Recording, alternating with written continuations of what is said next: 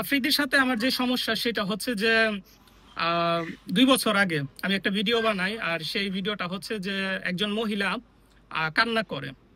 মাই টিভির আসল মালিক এইটা দাবি করে, একজন মহিলা কান্না করে প্রচুর, আর সেই ভিডিওটা অনেক বেশি ভাইরাল হয়। আর এই ভিডিওটা বা এই প্রতিবেদন এটা তৈরি করে ইউএস এর একজন সাংবাদিক। তখন আমি চিন্তা করলাম, আমি যেহেতু সবসময় অন্যায়ের বিরুদ্ধে প্রতিবাদ করি, তাহলে এই মহিলাটা কান্না করতেছে, তাকে নিয়ে কেন আমি একটা ভিডিও বানাচ্ছি না।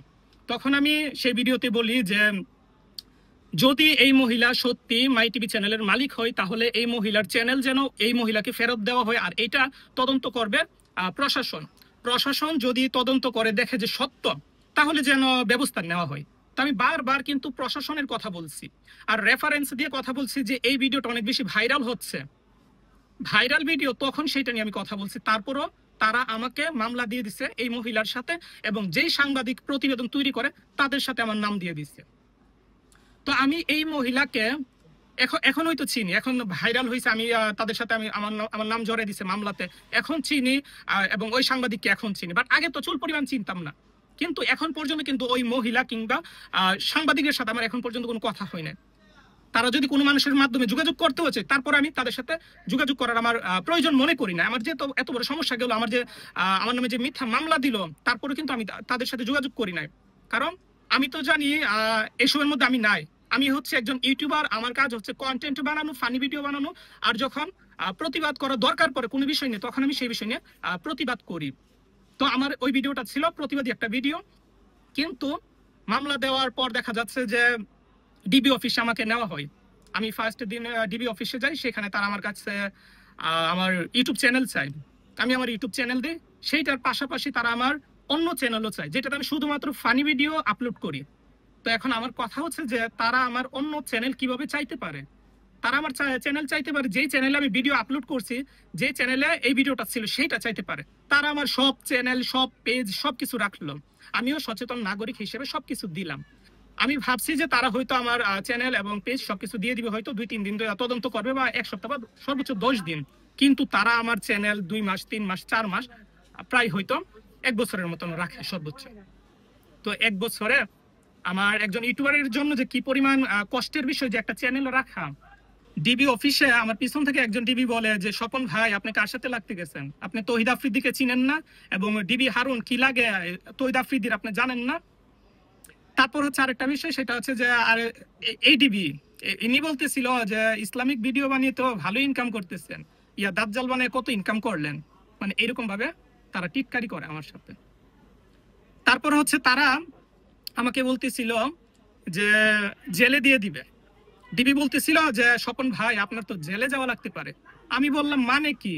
আমি একজন পাবলিক ফিগার, আপনারা আমাকে এখানে ডাকলেন যে কথা বলবেন, তো বলার কথা বলে আপনারা আমাকে বলতেছেন এখন জেলে যাওয়া লাগবে। আপনারা আমাকে আগে বলতেন, আমি যেহেতু এখানে আসতে পারলাম, তখন আমি আমার ফ্যামিলিকে গুছাই দিয়ে আসতে পারতাম।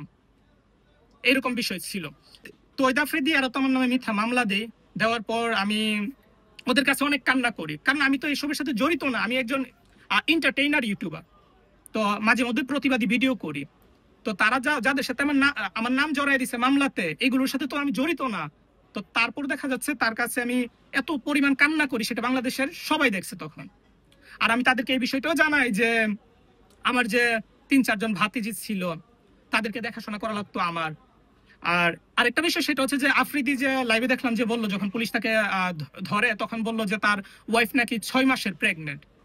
তো ওই সময়টাতে আমাকে যখন মামলা দিয়ে হয়রানি করে, তখন কিন্তু আমি তাদেরকে জানাই, এত পরিমাণ কান্না করে তাদেরকে আমি জানাই যে আমার ওয়াইফও কিন্তু ওই সময়টাতে 5 থেকে 6 মাসের প্রেগনেন্ট ছিল।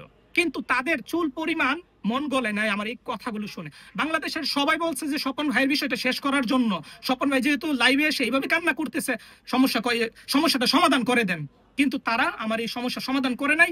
কোর্ট থেকে 1 বছর পর এটা শেষ হয়, কারণ ওইখানে তদন্ত করার পর চুল পরিমাণ কোনো তাদের সাথে আমার সম্পর্ক পাই নাই, কারণ আমি তাদেরকে চিনি না। যাদের সাথে আমার মামলা দিয়ে দিছে তাদেরকে আমি চিনি না, তাহলে তাদের সাথে আমার সম্পর্কটা কিভাবে পাবে? আর আপনারা প্রায় ভিডিওতে দেখবেন যে আমি বলি যে আমার লাইফ থেকে 1 বছর কেড়ে নিছে। সেই 1 বছর হচ্ছে 1 বছরে আমি কোনো কাজ করতে পারি নাই। এতটাই প্যারার মধ্যে আমি ছিলাম যে 2 দিন পর পর আমার ডিবি অফিসে যাওয়া লাগতো। আর তখন তো আমি কোনো কাজও করতে পারতেছিলাম না, কারণ আমার পেজ, চ্যানেল সবকিছু তাদের কাছে। তখন আমার ইনকাম টিনকাম সবকিছু অফ। তো আমার হাতে যে টাকা জমানো ছিল, সবকিছু আমার শেষ। আমার যে একটা R15 ছিল বাইক, সেই বাইকটা পর্যন্ত বিক্রি করার অবস্থা হয়ে গেছে ওই সময়টাতে। এতটা পরিমাণ তারা এতটা চাপের মধ্যে আমাকে রাখছিল আর কি। ওই দিন তৈদ আফ্রিদি এবং তাদের মানে আমার কান্না দেখে তাদের মন গলে নাই।